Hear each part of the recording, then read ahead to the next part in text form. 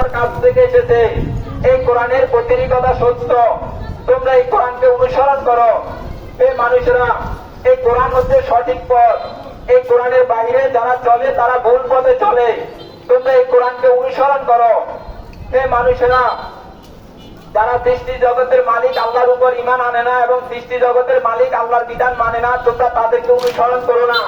তারা হচ্ছে শয়তানের অনুসারী, আর শয়তানের অনুসারীদের পরিণাম হচ্ছে জাহান্নাম। এই মানুষেরা, যারা সৃষ্টি জগতের মালিক আল্লাহর উপর ঈমান আনে এবং সৃষ্টি জগতের মালিক আল্লাহর যা বিধান মানে, তোমরা তাদেরকে অনুসরণ করো। তাদের পরিণাম হচ্ছে জান্নাত।